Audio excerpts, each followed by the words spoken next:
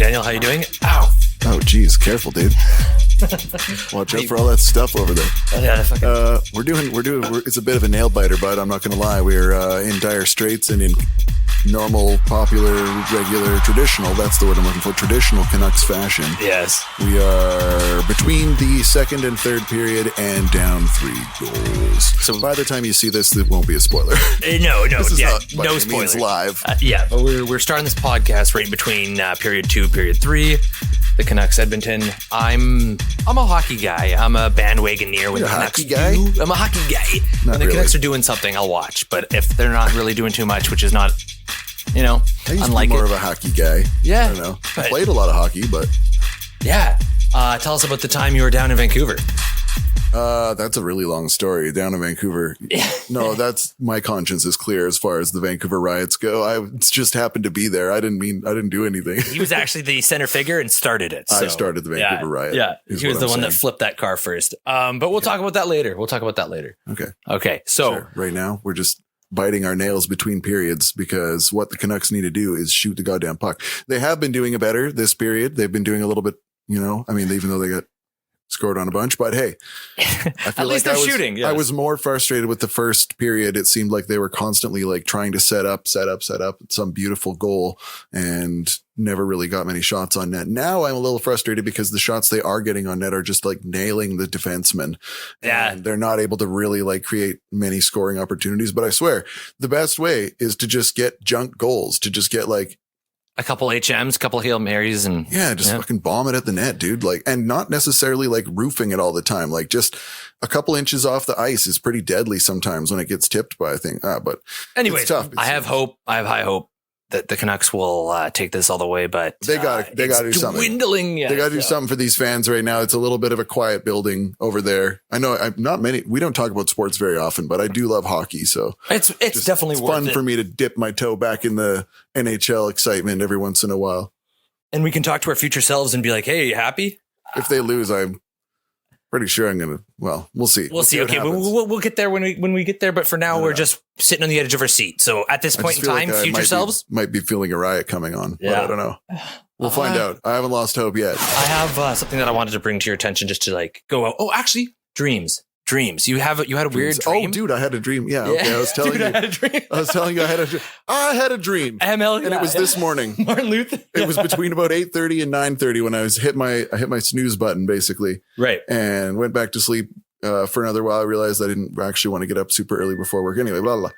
Anyway, I had a dream where my friend came over and presented he had a little like green like snake. He had like this cool little pet snake. Okay. And he was like, look, this is my pet snake. And I was like, cool, man. And I like just sort of grabbed it in my hand and he was like, yeah, he's cool. And I like slowly, for some reason, accidentally like let it go away, like under my bed. And I was like, damn, it's getting away, like ultra slow. Yeah. I was like, fuck, he's squirming away and I can't find him now. And I was like, fuck, my buddy's snake is missing in my stuff now. And I spent the next like really long time for a dream, like looking behind boxes and everything and trying to pull this little guy by his tail, and I kept getting him a little bit and then he'd like wriggle away and I didn't want to hurt him. What do you think this means psychologically? I don't know. I'm not done yet though. Okay, continue. You can tell me what it means afterwards. I'll predict what you think it means, but I'm like looking everywhere and I finally like got him out of there and I like didn't want to hurt this little green snake and I finally got him and I put him in this like glass jar thing and managed to get him out from behind the stuff. And I actually was so excited that I managed to like recapture the snake and give him back to my friend before I woke up from the dream. Because if I'd have woken up from this dream with my buddy's snake still like missing, it'd be like a stuck note in your head. It would have ruined my day. Yeah, it would have been a much worse start to my day. But I woke up being like, oh fuck, why did I let that come close to happening? I feel like so there's two things that I hypothesize with this one. What's going on with this? So number one is that there's something right now that's slightly out of reach and you're trying to figure out how to grasp it and you can't quite grasp it. Number two is I think you kind of want to get a pet snake. It's one or the other. Pet snake would be cool. Yeah? Yeah. My friend has a pet snake that I was just hanging out with recently, so maybe I just need to visit. You just need to visit a pet snake, man. Boom. A couple friends of mine have them, actually. I'm pretty sure that'll solve all your problems right now. Okay. If you got a snake. I better not actually visit my friend's snake, because I'll probably let it loose somewhere. Accidentally, like, have to find, like, that sounds like a nightmare, actually. Okay, that was a beautiful dream. I love how it was a beautiful dream because I managed to, like, finish it, and like get him back, and he was okay. There was some resolution to it. Yes. Okay, I have a list here that I wanted to talk about. What do you think is the most annoying song of all time? What would you have to say is the most annoying song of all time? If you had to like, so like the reason why I bring this up is because I was literally talking to this girl the other day, and her intro line was like on these dating apps was, if there's one song that you could never hear again, what song would it be? And I was like thinking, and I instantly almost just knee-jerked said U2, like anything by U2. But then I'm like, just cancel out a whole band. Yeah, I just eliminated the band. That's a different argument for sure. But question. I don't think there's any song that I would never want to hear again. Like, I think it's like, so anyway, it inspired me to look up a list. There's some really bad songs out there, but if you could just think of one right now. Oh my God, I don't know. Certain songs I really don't like. There's certain songs that remind me of things like, and there's nothing against, I'm nothing against Modest Mouse, but there's one song by them that just reminds me of a bad time I was having at work when I was younger. And what is it? Dashboard? I don't know. I really don't know. when I hear it, I get kind of bummed out, like for the past, for some reason, in a nostalgic way by accident, even though that band is pretty sweet, but like, oh yeah, they're really good. I don't know. There's certain songs that mean things, I guess, that you're kind of just like, meh, puts you back in a whack place. I don't know. I'm going to start with number 10 on this list. Take My Breath Away by Berlin. You know that song? Take my breath away. Yeah, you don't like that? Dude, that shit could This is a could list. Be worse. Yeah. I don't know. If you're like in a lovey gushy mood and you're just like feeling it. You know what? You know what? The Walk of Life. I really don't like that song. What? That stupid fucking keyboard, bro. Just some big guy eating French fried potatoes. I turned it off. No, you're good. It's green. All right, I'll put it back on. Okay, yeah. Oof, lost me for a second. Yeah, I'll just double check. But yeah, you look good, bro. Thanks, man. Yeah. Thanks. As long as I'm looking good. Okay, that's a fair answer though. That's a fair ansor. So like, yeah, Walk of Life. Okay, I love Dire Straits, but that's fair enough. So Take My Breath Away. You're thinking, that's a fine one. It's number 10. I would rather listen to that than the other one. Fair enough. Than the Walk of Life. Yeah, just reminds me of a bumbly, like kind of slow-witted guy. It's just not it's too happy. Anything that's like that goddamn happy, I'm like, get it off my radio station. Yeah. I don't know. I'm just not really mad at songs like I used to be. I would have had a whole list of like top 40 songs back in the day. I would just be so angry when I would hear it come on. Like, oh man, there's. I feel yeah. What's that song that one's like, the one where he like, I should have bought you flowers, should have hold your hand, whatever. Is that Grenade? No, not Grenade. That's Bruno Mars. Right. Anyway. I know what song that is. It's a beautiful song too. It's just that it gets so stuck in my head and I don't want it there. It's not my style. Get out of here, BM. Yeah. But it's so goddamn catchy for whatever reason. Bowel movement really sticks in the head. Number 9, Photograph by Nickelback. Yeah. I don't need to hear Photograph anymore. It's a joke. Yeah. And I mean, literally. Yeah. Number 8, I don't really agree with this, but My Heart Will Go On by Celine Dion. It's kind of funny. It has its moments for sure. Maybe if you were like born in the Titanic I don't want to sit and listen to it. If I had to sit still and listen to it, I'd probably be pretty upset. Right. But at least it's an incredible talent as well. Oh, dude, she got. I was about to say snuffed. That's not the right word. She got. I don't know, blue balled. She was like, they had like the best. I think it was Rolling Stone had like the best 20 singers of voices of all time, and she wasn't on the Shafted. list. Shafted, yeah. There we go. She was shafted, Dylan. She got snuffed and blue balled. Holy crap! Sounds a lot worse. How did this happen to her? Anyway, the next one is, which I feel this because it's time of place, right? But it's "Don't Worry, Be Happy," Bobby McFerrin. And if you're not happy, you know what? Some guy's just telling you to. Did you know? But you know that whole song is made out of nothing but he's like beatboxing, right? Like there's no instrument in the entire song. It's just him. He's like that, whatever that guy that does shit on the side of the street. No, that's Mark, whatever. Anyways, yeah, no, I did not realize Mark Riboulet? No. Yeah, Mark Riboulet. That's the guy I was trying to think of. He doesn't make Mark Riboulet is dope as hell, but I don't think he makes all his sounds by his mouth. Maybe I was just watching one thing. There are guys that like a lot of guys that do that, but anyway.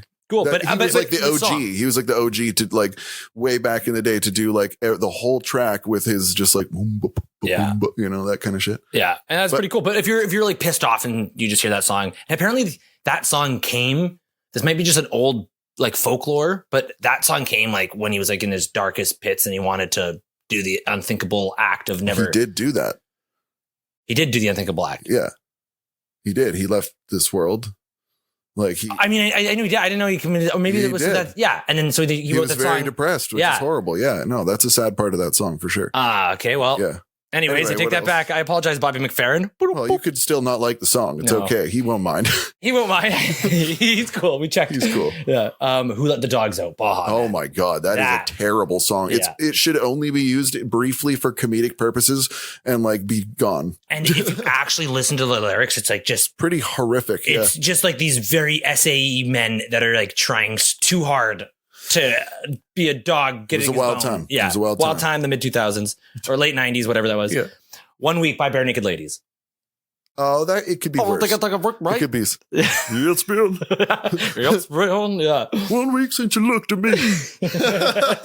It's cool. Just definitely overplayed. But all the Bare Naked Ladies. It just cracks BNL, me man. up. I love BNL. Yeah, they're pretty dope, man. I don't know. I think I told you that like 1 year because I never listened to. Well, I do, but Spotify. Spotify was my number one artist. Was BNL. Bare Naked Ladies the whole time. CanCon. You need CanCon. Yeah. Los Del Rios, Macarena. I was thinking of Macarena earlier too. It's pretty bad. I get it. And like Mambo number 5. It was fun for the time. But number 3, okay. This one's interesting. And this site has no merit, but it's conjugated to the list. So the New York Times. Screw them. We Are the World. By US for Africa, which is like just like the wholesomest song that was meant for a good. I mean, yeah, it's a little. They're just trying to go with the whole Bob Dylan being not into it meme, you know. They're leaning into that. They're just leaning into that, yeah. Yeah. But it's like, okay, that's cool, whatever. But I mean, I don't know. If it has a purpose, is it annoying? Oh, yeah. Okay. Oh, it might have more annoyance to some people because of that. I mean, 30 multimillionaire rich people. Yeah, a bunch of like self-righteous people. We are the world. Yeah, right. Okay, I did what I had to do. Bent. Yeah. I did what I had to do. Who did that help? Yeah. If these people in Africa aren't fed now, I mean, I did everything I could do. No, they definitely tried to help. Yeah, they tried. Yeah, they're doing more than I am. Fair enough. Yeah. What are we doing? My Humps by the Black Eyed Peas, number 2. Oh, come on. That shit slaps. I mean, what is that? No, I don't care about it. Yeah, Black Eyed Peas are fine. But I certainly don't need to never hear it again. I'm not upset at that song at all. All right. In fact, let's pop it on right now. And then number 1. Any guess what number 1 is? The Song That Never Ends by Lamb Chop. I mean, fair. I don't think that quite made the cut on with these artists. Why not? Yeah. What's wrong with that song that never ends? It goes on and on, my friends. We built the city. Starship. What? You know that song? We built this city on rock and roll. Yeah. Why is that so bad? They built the city on rock and roll, dude. What's bad about that? I kind of get it, but I also could be worse is my answer to that. But then yet again, so that was the point. Like trying to actually sit here and think of like a song that's like, this is just a list of most annoying songs. And those are like popular songs too, because there's no way, like there's much more horrible songs that I can find immediately that I would not want to hear anymore, that are just, there's entire genres of noise that I don't want to hear. Yeah. That people would listen to a song that goes like, oh, the game's coming on. Okay, let's watch this. Okay, we will be back. We'll be back, folks. We'll be back. Hey, don't look behind you. Don't. Owen Wilson's there. He's throwing fists. Wow. Ow. Macarola. Dude, what's happening? See that guy throw that thing? Oh, man. Molotov cocktail. Made out of Molson. Holy shit, that one almost hit me. Oh, man. This car's on fire. This is wild. Fuck. And the funny thing is that they're using oil to do this as well. Convincing. Yeah, I said, yeah, totally convincing. The time is June 15th, 2011. There was a game that happened that was a little bit further in the series than this. And you were there. Are you serious? You just want to jump into that without even talking about what just happened right now? All right. Jesus Christ. Just skip over that completely. Oh, yeah, the Canucks lost. We just failed.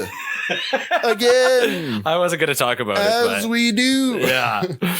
Yeah. Yeah, nobody saw this coming. nobody could have predicted. I thought it was going to be a sweep. I thought the Oilers were going to just kick their ass. So they did good. They made it close. They did a lot better than I thought. Yeah.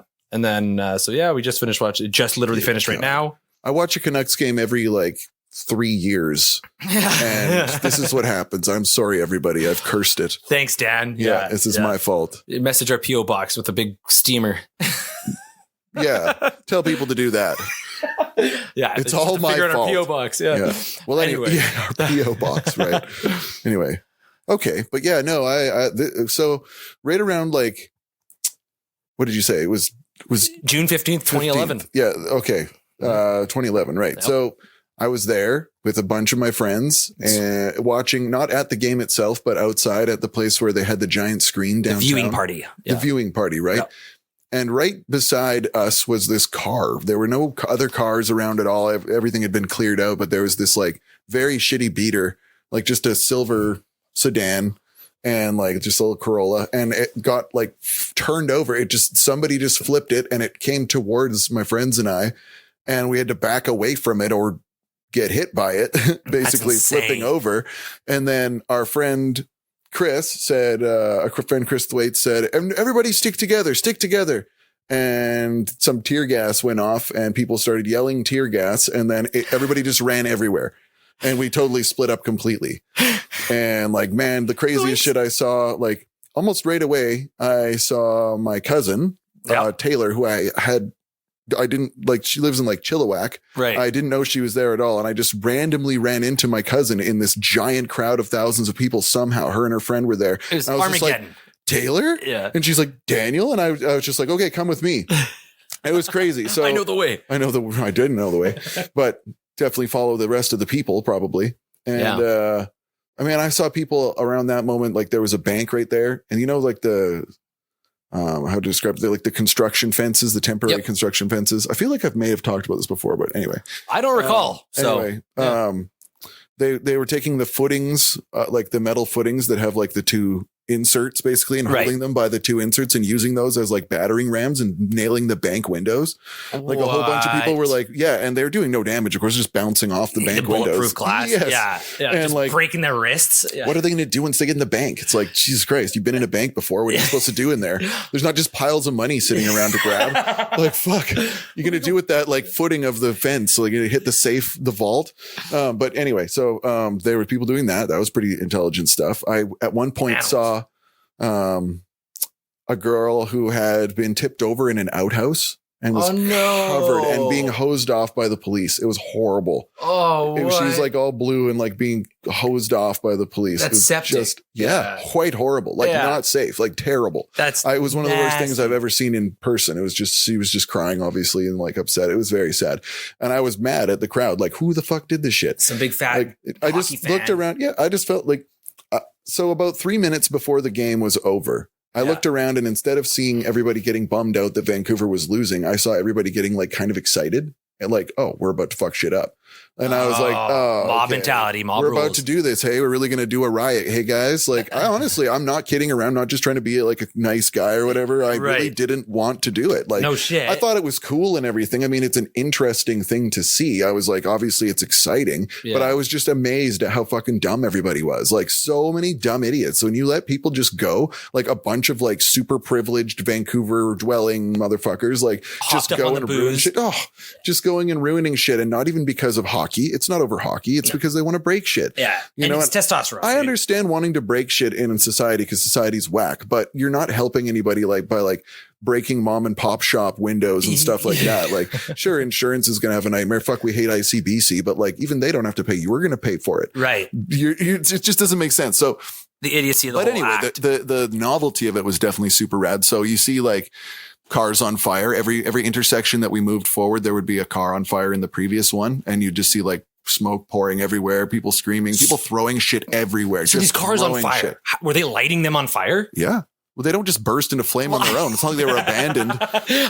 Unattended car blows up. Where did these people get the fuel to do that? Lighters. I don't know. Light a piece of paper on fire and stick it in the gas tank. I don't know. Stick a bunch of paper in the cars. I don't know. it's conspiracy shit, but honestly, a lot of people believe that there were paid rioters there. And there's photos of people in like all black stuff, like who are throwing tear gas and shit and like inciting. There's people that incite riots. Right. And why would you want to do this?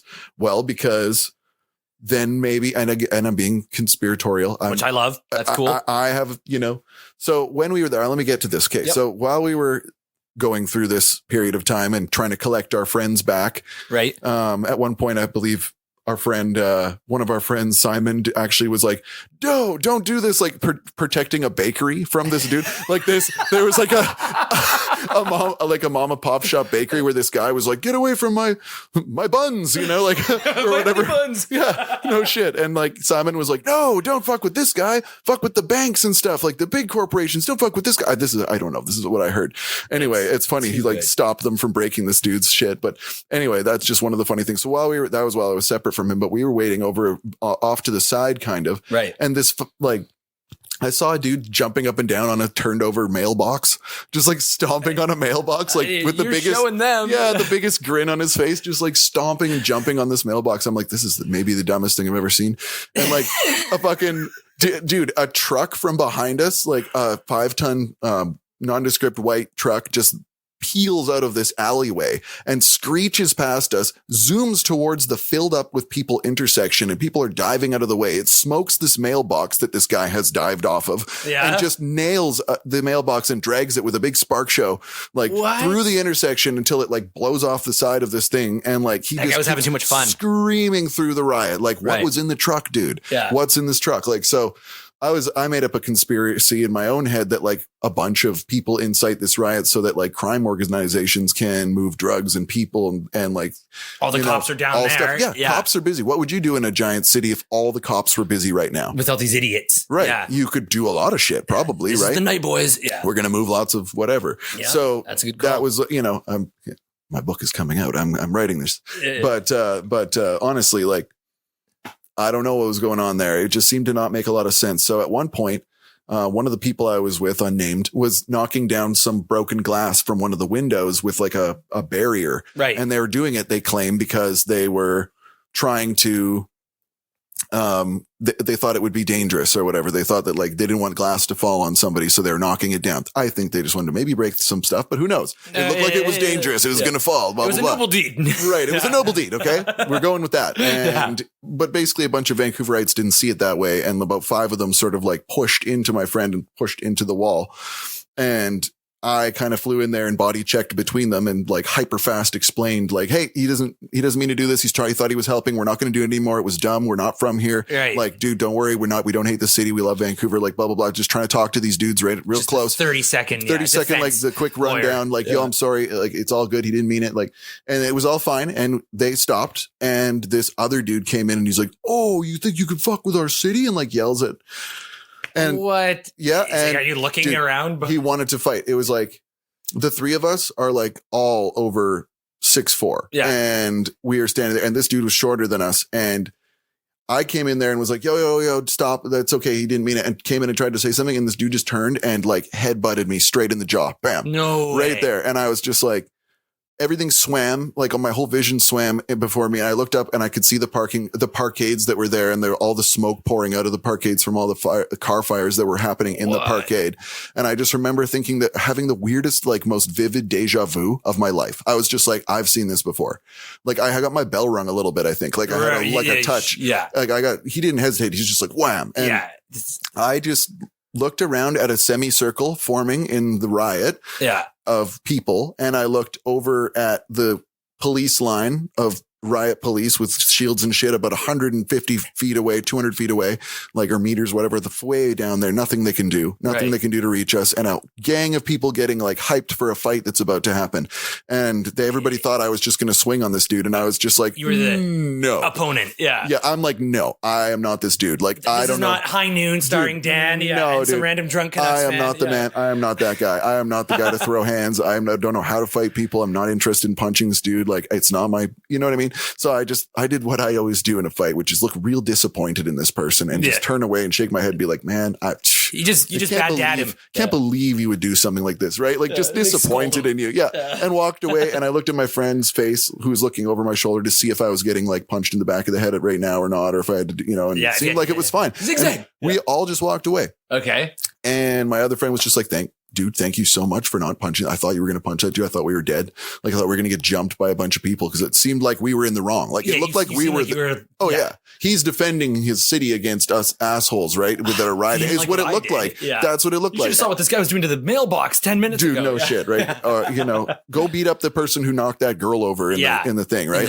For me, it just was a guy who wants to fight right now. Yeah. And he did not care that the three of us were big, like way bigger than him. Like this is a dude who clearly has weapons or friends or knowledge of how to fight. Yeah. And he thankfully did not pursue. An idiot, but a little bit of that. Yeah, maybe. Yeah. He didn't pursue it and I didn't pursue it. Either way, I'd had enough of Riot at that point. No, fair enough. I was pretty fucking pissed off by the time we walked away and was like, can I please can we go now? Like you guys had enough fun now? Can we bounce? Like I was so pissed off. And I needed a little calming down and shit after that. But basically after that, to calm me down, or one of the things that calmed me down was a kind of an amazing thing, which was at the art gallery downtown in Vancouver. Okay. A dude rolled up with on a bicycle with a trailer on it that had like a big sound system on it, like massive subwoofers and shit, and just rolled up with like beats and played like crazy dance music that was actually pretty sick on right in there. And everybody had like 100 and something person dance party on the, all in Canucks gear and shit, dancing on the front steps of the art gallery. What do you call those things? And the police was like a pop-up or whatever. Yeah. The police were like right there watching us just have an illegal party and just smoke weed and like drink and stuff openly, but they're not going to stop us because we're just partying and being harmless. Meanwhile, there's a goddamn riot over here. Like they're not going to fuck with us. So we just took advantage of it and just partied and had a fun time it was weird, man. It was just everybody dancing. It's like super public, super drinking, weird. smoking. And it was like an impromptu rave, just out of nowhere, a pop-up rave that they couldn't really or decided not to fuck with because why would you Diplo? Yeah. Save the day. Jesus Christ. How's everybody doing? No, Diplo's not Swedish. Anyways, that's rad, man. But so anyway, that was nice. And then we got out of there eventually. I can't remember what else. There's some other shit about that, but it was a wild one. That was crazy. Fuck, that almost sounds like an action movie, like Tom Cruise, like trying to run through the town and like smoke happening. It's easily the crazy, like the closest thing that I hope I will ever get to an actual action movie. Like there was smoke everywhere, tear gas, shit breaking everywhere, broken glass. Like shit can get crazy really fast.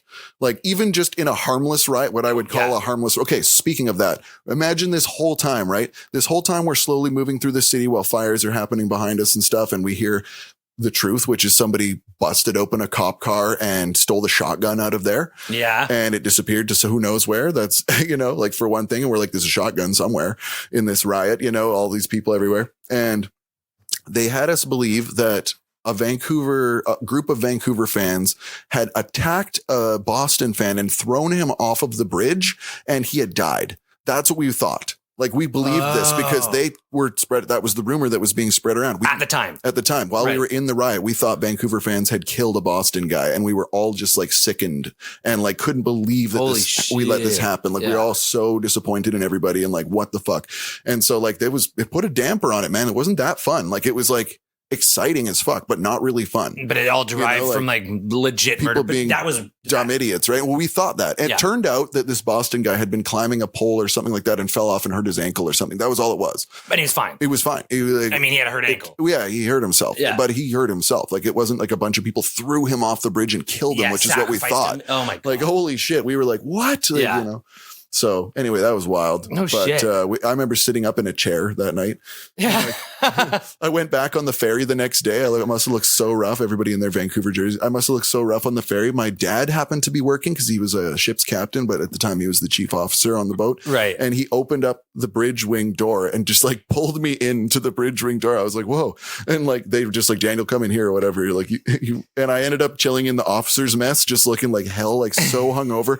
Mind you, I had been hammered drunk before the game ended. Like I was drunk and ended up like sober quickly by the time everything like that, you sober up. Like things, I'm instantly not drunk anymore. Like, of course you're rougher, but like so much adrenaline shit takes over. It's crazy how that I've been in that situation where, you just the sobriety to make the best decisions you physically can in that state happen. Yeah. So to find out that nobody did die was beautiful. Like, oh God, thank God nobody got killed in this dumb idiot riot. But like, it feels it felt harmless. Like, I don't think a lot of people in that situation felt like they were in big danger.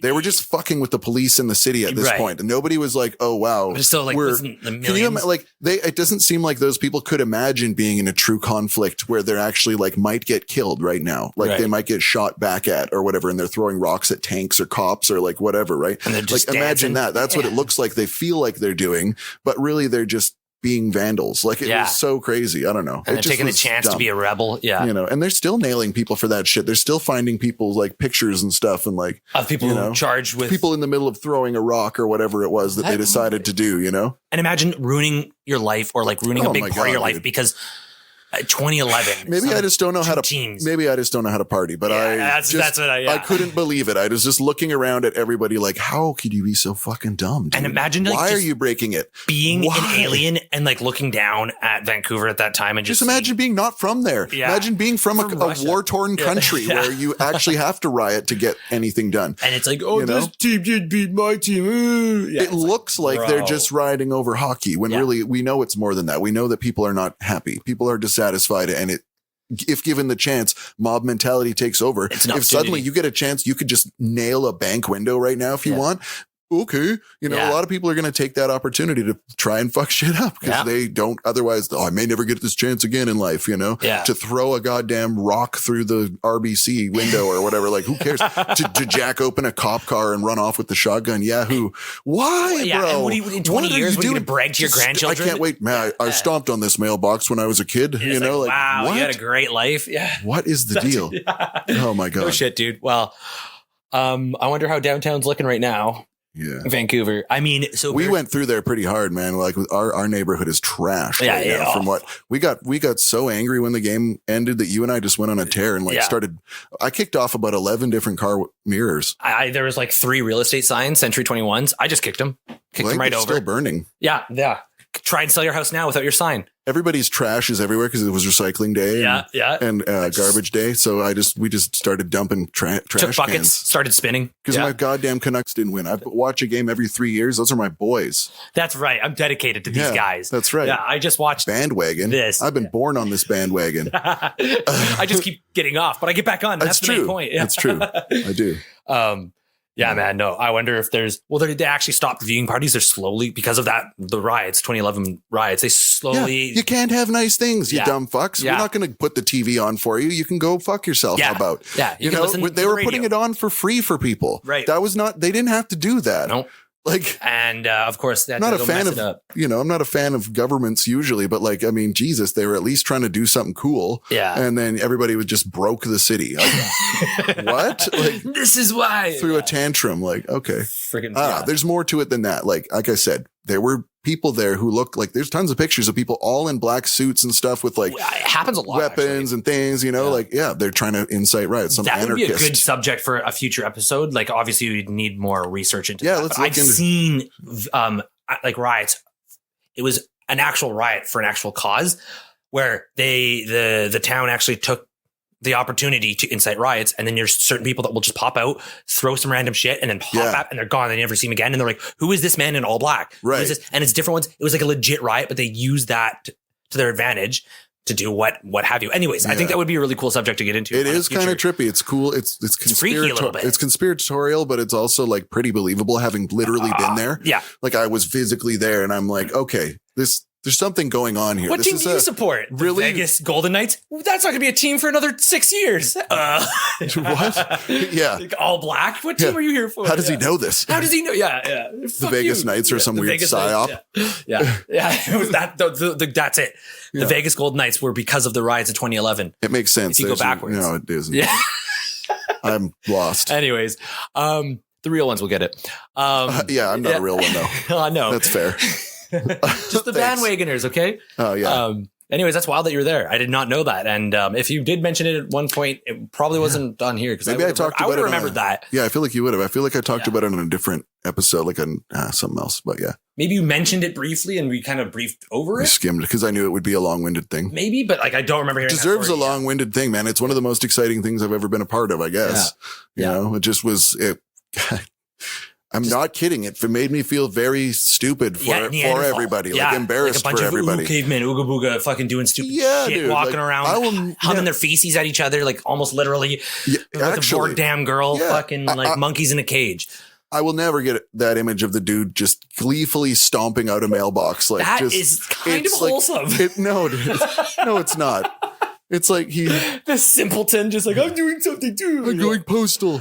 Going postal. So dumb. Yeah, that's so. But yeah, dude, that's just that takes the cake, man. I was just like, what does he think he's doing? He's so happy, you know, like bouncing. Yeah, he's trashing this fucking that would have been metal box. Yeah, you know? He's doing something. Yeah. So, anyways, well, I guess we're rooting for the Oilers now. So, fuck. I mean, I don't think I am. No, nope, they did it. Yeah. No, some other Canadian team can win. No, yeah. There's none. Yeah. But it's true though. You kind of do want the team that beat your team to be the best team. So you can say, well, we got beat by the best team. And it's the last Canadian team too. You know? So, and Jesus Christ, those fucking Oilers just kicked the shit. Like they really did. I don't know if the score was a bit scrambly and they almost lost it there, but it seemed like they were, especially in that first period, they were just dominating. Yeah. I'm sorry. Canucks couldn't get a moment. It's been played out. They couldn't get a moment. Yeah. Like they were just fucking scrambling everywhere. So it's too bad. I'm sorry to the real Canucks fans that are super bummed out right now. Yeah. It sucks. I'm like I said, I'm born into it. It's almost like I'm used to it. It sucks, but it's fucking par for the course. It is. Yeah. It's too bad. So, speaking of par for the course, those guys are out there golfing. They are chipping. Yeah, for sure. They are chipping. Yeah. Well, that was exciting. And hopefully I can, I don't know. It would be cool for the Oilers. Hopefully your knuckles bleed or heal after that. Punching those signs and those mailboxes. Yeah. But the Canadian team hasn't won in 30 years. So. Well, let's hope they do it. Yep. So now you kind of have to root for the Oilers. Yep. Yeah. Or the Utah Coyotes. The Wallers. Yeah. The Waller. Anyways, is there anything else you want to wrap up with this one, or? I think I talked enough. I think I've spoken enough. Because I got stuff, but. I talked about my dream. I talked about my nightmare. And that song I was trying to think of earlier is I Predict a Riot by the Couches Chiefs. I obviously know that song. I don't know why it just didn't come to me. Well, I'm disappointed in you. I know, me too. So I had to come back and correct that. Well, we got what? We got 8 minutes here. Let's finish this one up. We don't have 8 minutes. We have to stop now. I have no time. I actually quite have to go to the bathroom. So you go ahead. Okay. Actually, maybe we'll just keep me in here. Does anybody mind? You're just tinkling away. You keep going. Okay. Well, this is for everybody else listening. My associate has had to attend to an office matter. Maybe I'll leave the mic over here so it's not so personal. Yeah. Thank you for doing that. Monologue. So we got the monologue, man. And my monologue is this. Okay, so here is a story of a girl named Dolly Oesterreich. It was a woman from 1922. So a petrified wife locked in the closet, her husband shot dead, lying on the bedroom floor. That was the scene police officers discovered after responding to reports of shots fired in a Southern California home in 1922. It looked like a robbery gone wrong, and that was the wife's story. But the tale of Dolly Oesterreich was far more complex. Wahlberger Dolly Oesterreich and Fred William Oesterreich had been married for about 25 years at the time of the shooting. Fred worked long hours and often preferred laying his hands on a bottle of whiskey over his wife. So one day when Fred sent Otto Sonnhuber, a 17-year-old working at his factory, over to the house to repair Dolly's sewing machine, Otto and Dolly began having an affair. But with nosy neighbors and the inconvenience of hotel rooms, the two were perplexed as to how they could see each other often without getting caught. Then Dolly had the idea to hide Otto in her attic. During the day, Otto and Dolly would cavort around the house, making bathtub gin and spend as much time together as they liked. At night, Otto would retreat to his tiny lair to write pulp fiction novels and hide under the following day. So she was quite literally hiding her lover. When the Oesterreichs moved from Milwaukee to Los Angeles, Dolly's secret addict lover moved with them. So I'm just talking about a secret lover from an addict. Dude, your fucking bathroom hand soap smells like gross fucking purple drank. I hate that shit. The fake purple. That's Drizzy's best, man. Yeah. Tastes disgusting too. All right. I just got to finish my monologue. One night, Otto heard Dolly and Fred arguing loudly. He came to his lover's defense with a pistol. A struggle over the guns ensued, and Fred was shot and killed. Otto set the scene by locking Dolly in the closet and hiding himself away in the attic, along with the guns. For years, police believed Dolly's story of a robbery gone wrong, as there was simply no evidence to the contrary.